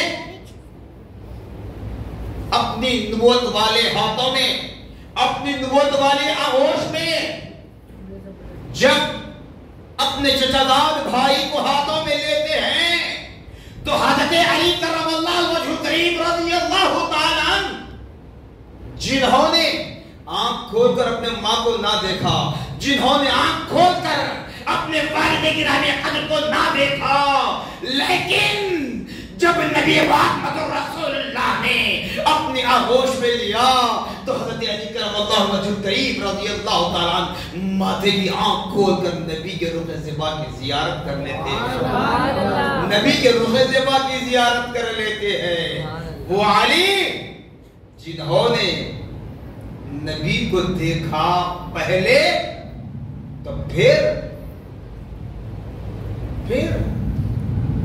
الگ ہوں گے کیسے نبی سے.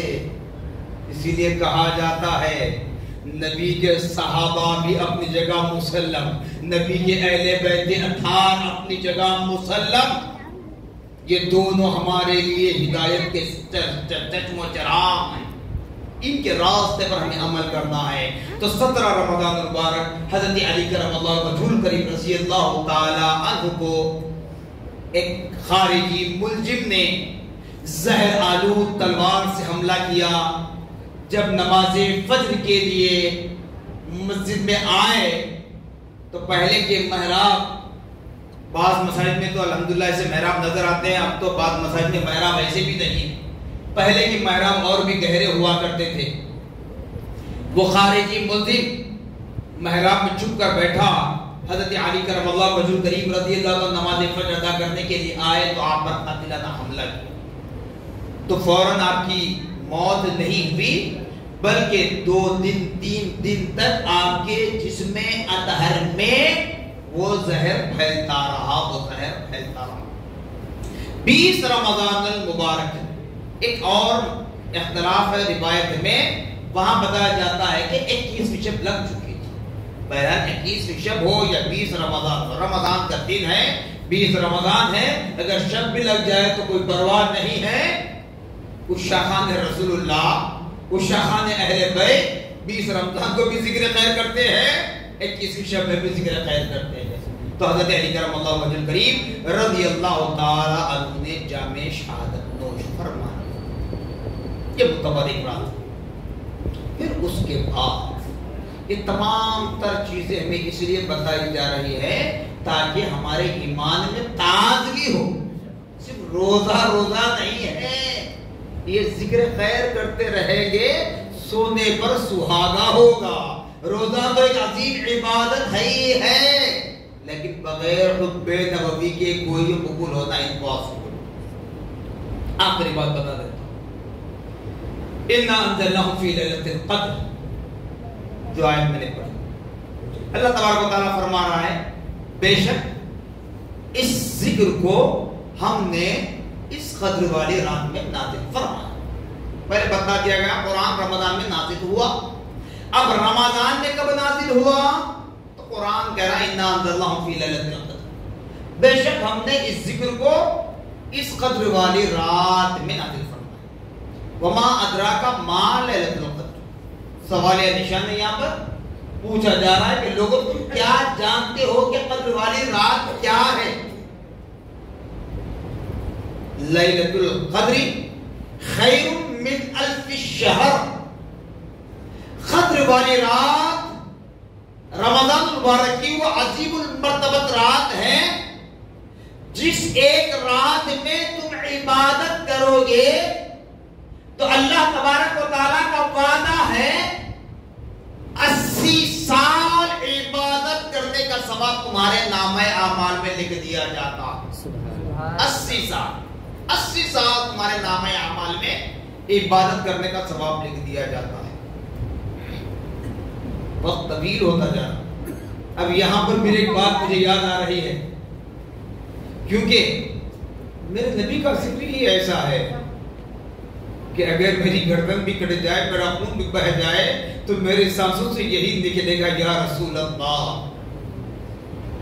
ہم سمجھتے ہیں روزہ رکھ کر بڑا احسان کرتے ہیں، زکوٰۃ دے کر بڑا احسان کرتے ہیں، حج کر کے بڑا احسان کرتے ہیں، قرآن سنانے والے کو ہدیہ دے کر بڑا احسان کرتے ہیں، تاخراتوں میں مقررین کو بلا کر ہدیتاً تحفتاً پیش کر کے بڑا احسان کرتے ہیں۔ یاد رکھ لیں ہمارے اعمال کی بدولت 80 سال کا ثواب ہمارے نامہ اعمال میں نہیں لکھا جا رہا ہے، یہ بھی پیارے آقا صلی اللہ علیہ وسلم کے نالین کا صدقہ ہے۔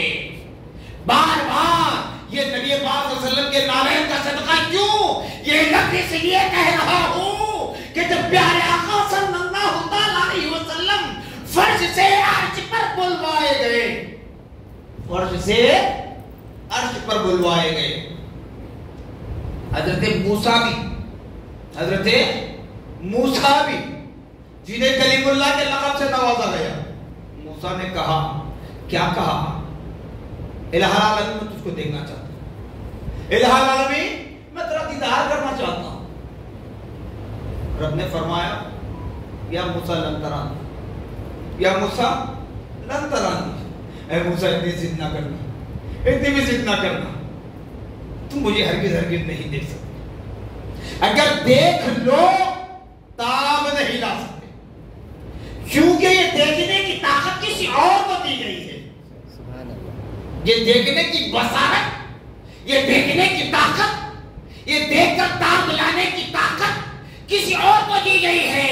یا موسیٰ لن ترانی، قرآن کہہ رہا ہے اے موسیٰ تم مجھے ہرگز ہرگز نہیں دیکھ سکتی۔ جب موسیٰ ضد کر ہی رہے تھے تو رب نے موسیٰ کو جبل طور پر بلایا، کوہ طور پر بلایا، طور کے پہاڑ پر بلایا۔ جب موسیٰ آئے کہا حد ادب، موسیٰ اپنے نالین اتار لو، حد ادب، موسیٰ اپنے نالین اتار لو، خدا کا دیدار کرنا ہے۔ میرا نبی، جب میرے نبی محمد رسول اللہ صلی اللہ علیہ وسلم کو جبرائیل کے ذریعے فرش سے عرش پر بلوایا گیا، کسی عاشق رسول نے کہا تھی ندا شب اسرا ادن منی اے محبوب، تھی ندا شب اسرا ادن منی اے محبوب، بے دھڑک چلے آؤ ہم نے ہی بلایا ہے۔ کون شہر مکہ میں صبح صبح آیا جس کے نور سے عالم سارا جگمگایا۔ پیارے آقا صلی اللہ علیہ وسلم عرش پر پہنچتے ہیں، رب کی بارگاہ سے آواز آتی ہے، کب؟ جب میرے نبی عرش پر پہنچ کر اپنے ہاتھوں کو اپنے قدموں کی جانب لے جاتے ہیں تاکہ نالین اتار لوں، اپنے ہاتھوں کو اپنے قدم کی جانب لے جاتے ہیں تاکہ نالین اتار لوں۔ خدا کا عرش ہے، ادب کا مقام ہے، تب خدا کی بارگاہ سے ندا آتی ہے اے حبیب، اے میرے محبوب، میرا عرش بھی بے چین و بے قرار ہے، میرے عرش پر اپنے نالین سمیت تشریف لائیے، میرے عرش پر نالین سمیت تشریف لائیے، کیونکہ میرا عرش آپ کے نالین کا بوسہ لینے کے لیے بے چین و بے قرار ہے۔ موسیٰ جبل طور پر کہا حد ادب ہے موسیٰ اپنے نالین اتار لو۔ جب نبی کی باری آئی تو اللہ فرماتا ہے نبی اے حبیب اپنے نالین سمیت میرے عرش پر آئی، کیونکہ میرا عرش بھی آپ کے نالین کا بوسہ لینے کے لیے بے چین و بے قرار ہے۔ اسی معراج کی رات میں، اسی سفر معراج میں، کیونکہ ہمارے نبی ظاہری اعتبار سے حضرت بی بی آمنہ رضی اللہ تعالیٰ عنہ کی شکم مبارکہ سے جب اگر ہوئے دنیا میں تو زبان اقدس، زبان نبوت پر یہ الفاظ جاری تھے، ربی حبلی امتی، ربی حبلی امتی۔ پھر 40 سال کے بعد نبوت کا اعلان کرنے کا رب نے حکم دیا، نبوت کا تاج پہنایا گیا، اعلان نبوت ہوا۔ اس وقت بھی میرے نبی نے فرمایا ربی حبلی امتی، ربی حبلی امتی۔ پھر سفر معراج میں عرش اعلیٰ پر ہے، عرش اعلیٰ پر ہے، جنت کی سیر ہوئی، دوزخ کا مشاہدہ ہوا، لوح محفوظ کو پڑھ لیا، تقدیریں پڑھ لی۔ جو بار بار میں نے کہا اور آخری سانس تک کہتا رہوں گا، یہ میرے نبی کے نالین کے دھوون کا صدقہ ہے، اس لیے کہ میرے نبی نے لوح محفوظ کو، تقدیر کو پڑھا، رب کی بارگاہ میں عرض گزار ہوئے مولا پچھلے انبیاء کی امتوں کی عمریں 800 سال، 900 سال، 1000 سال کی ہے، مولا میری امت کی عمر اتنی کم، 80 سال، 90 سال، 100 سال۔ آج تو ہمارا حال یہ ہے کہ ہم اسلام سے دور، خدا سے دور، نبی سے دور، قرآن سے دور، اللہ کی عزت سے دور، 20 سال میں بھی چلے جا رہے ہیں، 40 سال میں بھی چلے جا رہے ہیں، اللہ نے توفیق۔ تو پیارے آقا صلی اللہ علیہ وسلم رب کے حضور میں عرض گزار ہوئے الہ العالمین، پھر میری امت کی اتنی کم عمر، تو میری امت پچھلے انبیاء و رسول کی امتوں سے کیسے مقابلہ کر پائے گی؟ کیونکہ اللہ نے فرمایا، وعدہ کیا اللہ نے، اے حبیب آج آپ کی جتنی تعظیم و تکریم کی جا رہی ہے، آج آپ کی جتنی تعظیم و تکریم کی جا رہی ہے، کل میدان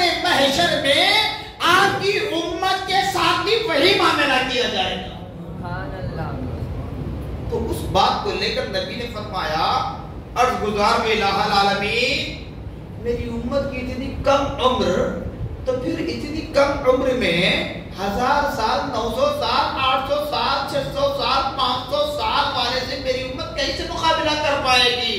تو میرے رب نے فرمایا اے حبیب آپ کی امت کو ایسے مقدس دن، ایسی معتبر راتیں، ایسے معتبر لمحات دوں گا جس کو پا کر وہ اس کی تعظیم کر لے۔ قسم ہے مجھے میرے جاہو جلال کی، قسم ہے مجھے میرے عزت کی، قسم ہے مجھے میرے رحمان و رحیم ہونے کی کہ آپ کی امت اتنی سی کم عمر میں 1000 سال والے سے بھی آگے نکل جائے گی اعمال صالحہ میں۔ لیلۃ القدر خیر من الف شہر، یہ مشتہ، یہ خوشخبری سنائی میرے پیارے آقا کے نالین کا صدقہ ہے، میرے پیارے آقا کی بدولت ہے کہ اللہ تعالیٰ فرماتا ہے کہ لوگوں قدر والی رات کو پا کر عبادت کر لو، عبادت کر لو۔ 1000 مہینوں کی راتوں سے افضل، 1000 مہینوں کا اگر کیلکولیشن کر لیں تقریباً 80 سے 84 سال ہوتے ہیں، 84 ایئرس ہوتے ہیں، راؤنڈ فگر 80 سال بھی اگر پکڑ لیں۔ اب یہاں پر ایک بات بتا دیتا ہوں، ہمارا حساب ایسا ہو چکا ہے کہ کچھ خبریاں سن کر ہم گناہ پر گناہ کرتے چلے جا رہے ہیں، کبھی توبہ کرنے کے لیے تیار نہیں ہوتے۔ سکے کے دونوں رخوں میں دیکھنا ہوگا۔ ابھی موسم گرما شباب پر آنے والا ہے، تھوڑے دن پہلے 1 مہینہ پہلے اگر چلے جائیں جو ہوا چل رہی تھی اسے میں تکلیف ہو رہی تھی، اب موسم گرما شباب پر آ جائے تو ہوا کا رخ چینج ہو جاتا ہے، بند ہو جاتی ہے جب ہم ہوا کے لیے تڑپتے ہیں۔ تو یہ خدا کی حکمت ہے۔ تو سکے کے دونوں رخ کو دیکھنا، جہاں قدر والی رات میں عبادت کرنے پر اللہ پاک کا وعدہ ہے 1000 مہینوں کی راتوں میں عبادت کرنے کا ثواب تمہارے نامہ اعمال میں لکھ دوں گا، لکھوا دوں گا۔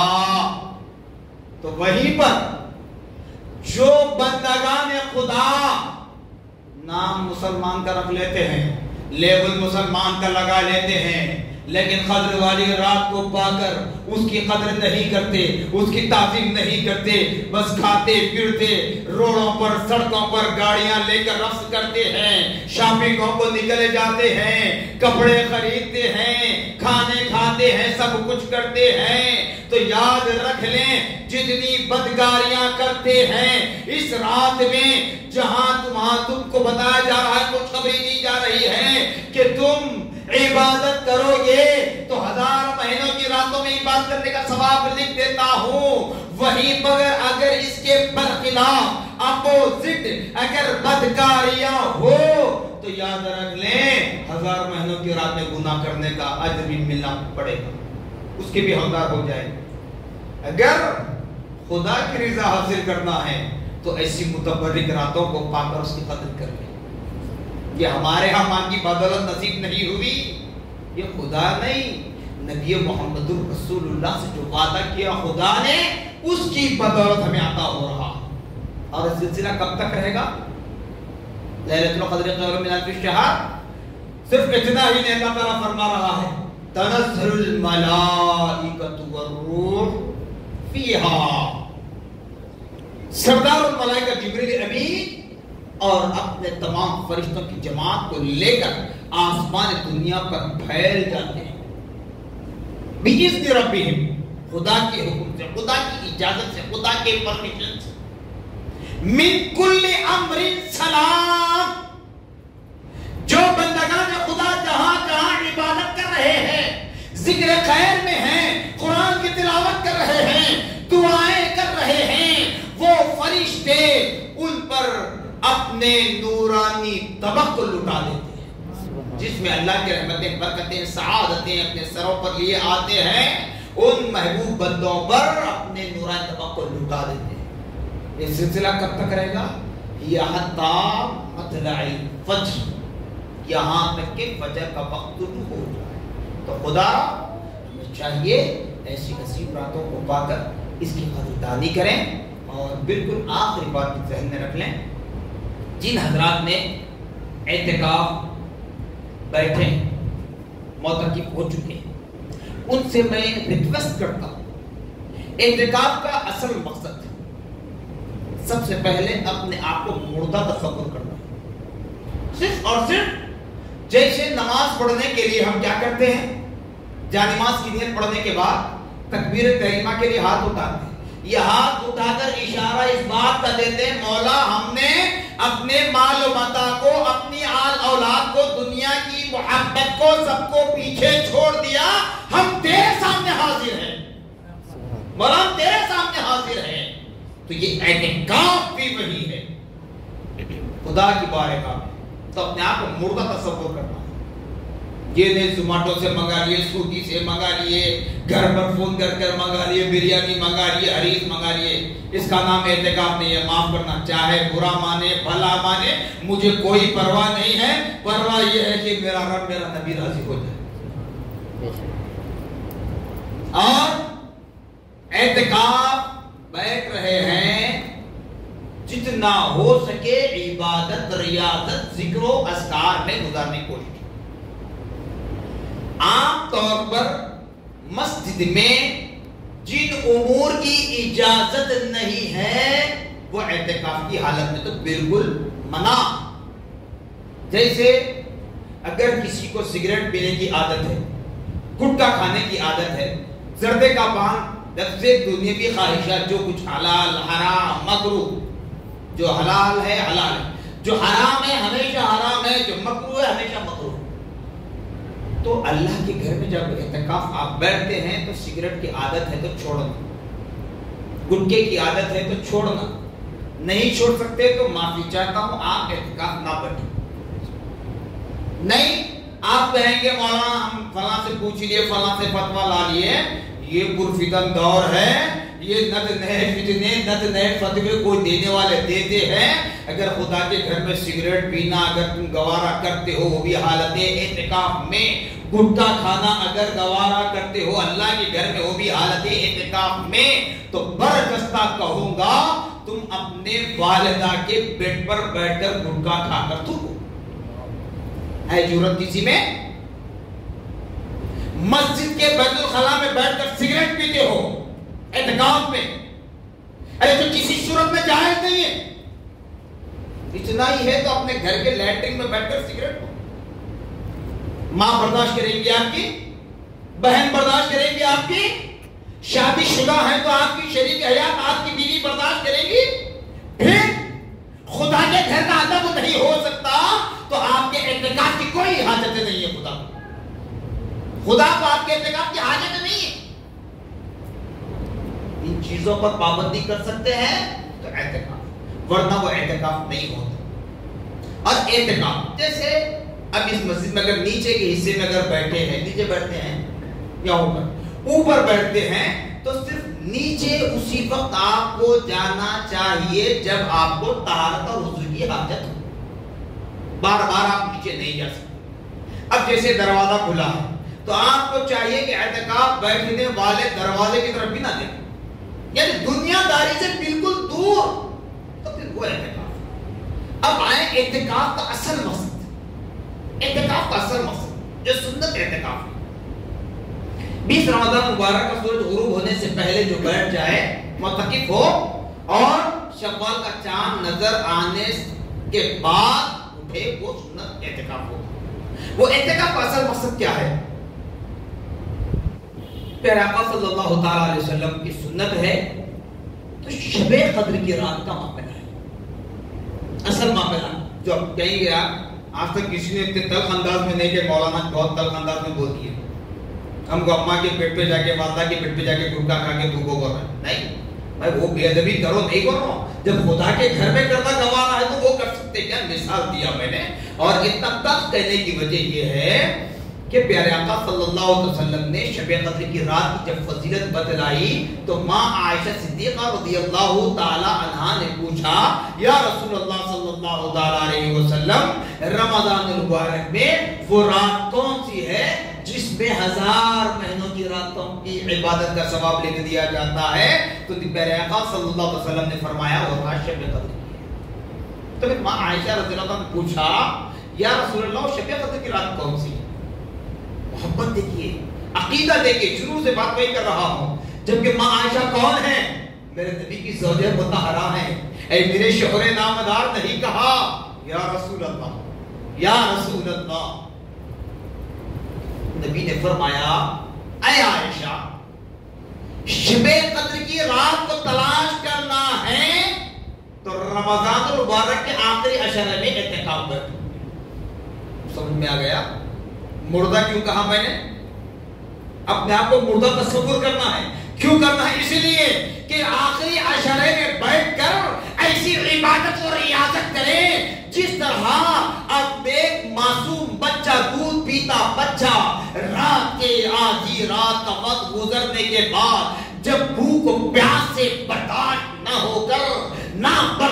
ہو کر بے ساتھ چیخ کر پکار کر رونے لگتا ہے، کیونکہ بول نہیں سکتا، روتا ہے. اگر ماں میٹھی نیند سو جائے تو باپ تو ہوشیار ہو جاتا ہے. باپ اپنی بیوی کو اٹھا کر کہتا ہے بچہ رو رہا ہے، بچی رو رہی ہے. تو ماں جیسے بیدار ہوتی ہے، نومولود بچوں کو اپنے سینے سے لگاتی ہے، اپنی چھاتی سے لگاتی ہے، دودھ پلاتی ہے.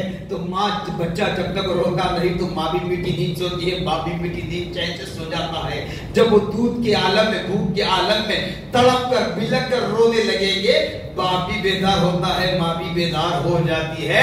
تو اسی طرح رب کو راضی کرنے کی کوشش کریں، آہو بکا کر کے، کریا بیزاری کر کے، آہو بکا کرتے ہوئے رب کو راضی کرنے کی کوشش کریں اور شب قدر کی رات کو پائیں. شب قدر کی رات کو پائیں تو یقین جانیے کہ وہ اعتکاف صرف تمہارا اس ایک عشرے کا اعتکاف نہیں، زندگی بھر کا اعتکاف ہو جائے. سبحان اللہ. اگر اس طرز پر اعتکاف، اس طرز پر، ورنہ آج کئی تنظیمیں، کئی بڑی مساجد میں پوسٹر لگایا جاتا ہے معتکف حضرات کے لیے ہمارے پاس سحر و افطار کا انتظام ہے. ہر چیز کو لالچ دیں گے، ہر چیز کو کیا لالچ دیں گے؟ سحر و افطار کا انتظام کروا کر نہیں. اور اعتکاف بیٹھنے والے اپنے ساتھ سیل فون بھی نہ رکھیں. اچھی طرح دل بٹھا رہے، اتنی کوئی حاجت نہیں، اتنی کوئی ضرورت نہیں، جنگلوں بیابان میں نہیں ہے. کوئی نہ کوئی تو ہمارے گھر سے بھی نہ آئے تو کم سے کم پڑوسی تو آتا ہو تو نہیں، کوئی ایمرجنسی ہے تو ان کے ذریعے بات پہنچا سکتے ہیں. اور اعتکاف کا مقصد بیٹھ کے ٹی ٹی ٹاٹا کرنا، ہنسی مذاق کرنا، مصلی آئے، امام صاحب ہے، مؤذن صاحب، بات کرنا نہیں. اعتکاف کا مقصد صرف اللہ سے رجوع ہونا ہے، رسول اللہ صلی اللہ علیہ وسلم کے سنت طریقے پر عمل کرنا ہے. اب کئی لوگ ہیں جو حرم کعبہ میں بھی اعتکاف بیٹھے ہیں، یہاں سے پرمیشن لے کر آن لائن وہ جا چکے ہیں، حرم مدینہ میں بیٹھے ہیں. کہیں پر ہو، ساری دنیا میں کہیں پر ہو، سب سے پہلے دجال فون کو ہٹا دیں اپنے پاس. سہولت ہے اپنی جگہ، لیکن آپ اعتکاف کس لیے بیٹھے ہیں؟ رب کو راضی کرنے کے لیے، رسول اللہ کی سنت پر عمل کرنے کے لیے، قدر والی رات کو تلاش کرنے کے لیے. اور وہ معتکف بڑے خوش نصیب ہیں جو دعا کرے اللہ تبارک و تعالیٰ ان کی دعا کو سنتا ہے. اللہ کا وعدہ ہے. تو ایسا اعتکاف کرو، یقیناً اللہ ہم سے راضی ہو جائے اور وہ اعتکاف ہمارے لیے ساری زندگی کا محافظ بن جائے. ایسا اعتکاف کریں. اس لیے بزرگان دین جیسے ہی رمضان مبارک کے دوسرے دہر میں داخل ہوتے تو ان کی آنکھیں نمدیدہ ہوتی، ان کے دل رنجیدہ ہوتے، زبانوں سے برجستہ یہ الفاظ جاری ہوتے، اللہم اجعلنا من اتقاء شہر رمضان، اللہم اجعلنا من اتقاء شہر رمضان. جو رمضان ختم ہونے کے قریب آ جاتا تو رب کے حضور میں یہی دعا فرماتے کہ مولا رب اب ہم سے رمضان رخصت ہو جائے گا، پھر سے ہم شیطان کے چنگل میں آ جائیں گے. مولا اب ہم سے رمضان رخصت ہو جائے گا، ہم نمازوں سے دور ہو جائیں گے. مولا رمضان اب ہم سے رخصت ہو جائے گا، ہم قرآن سے دور ہو جائیں گے. مولا اب ہم سے رمضان رخصت ہو جائے گا، ہم دنیا داری میں آ جائیں گے. مولا ہمارے لیے سارا سال رمضان بنا دے، ہمارے لیے ساری زندگی رمضان بنا دے. تو خدا را اللہ اس کے رسول کا واسطہ معتکف حضرات سے بھی مؤدبانہ گزارش کرتا ہوں، اور اگر تکلیف پہنچے تو معافی کا طلبگار ہوں. میں کسی کو طلب انداز میں کہہ کر کوئی غلط بات کرنا مقصد نہیں ہے، بلکہ رمضان المبارک آج الحمدللہ یہ ہمارا حیدرآباد وہ شہر ہے جو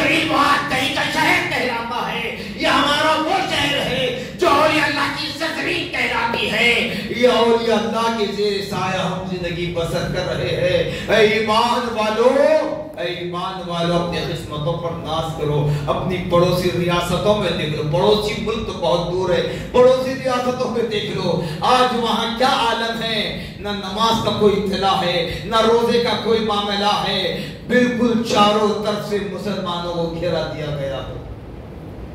قسمتوں پر ناز کرو، اللہ نے تمہیں نماز کی توفیق دی، اللہ نے تمہیں روزہ رکھنے کی توفیق دی، اللہ نے تمہیں قرآن پڑھنے کی توفیق دی، اللہ نے تمہیں قرآن کو سمجھنے کی توفیق دی، اللہ نے تمہیں ان تاثراتوں کو پا کر اپنے رب کو راضی کرنے کی توفیق عطا فرمائی۔ تو خدا آپ تمام حضرات سے یہی التماس کرتا ہوں کہ رمضان بالکل اپنے رخصت ہونے پر ہے، اپنے رب کو راضی کریں اور اللہ کے حضور میں یہ دعا کریں، مولا جب تک زندہ رکھنا اسلام پر ثابت قدم رکھنا، جب تک زندہ رکھنا اسلام پر ثابت قدم رکھنا، ہمارے اصلوں کی مغفرت فرمانا، ہمارے نسلوں کی حفاظت فرمانا، ہمارے اصلوں کی مغفرت فرمانا، ہمارے نسلوں کی حفاظت فرمانا، مولا موت دے تو ایمان پر خاتمہ فرمانا، مولا سکرات کے وقت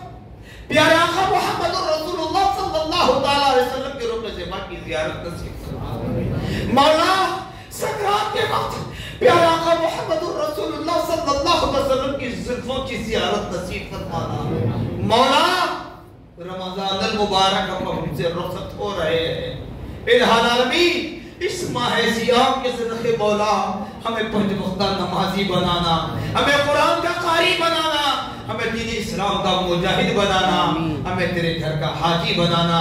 ان اللہ و ملائکتہ یصلون علی النبی یا ایھا الذین آمنوا صلوا علیہ وسلموا تسلیما، اللهم صل علی سیدنا شفیعنا مولانا محمد افضل صلواتک وعدد معلوماتک وبارک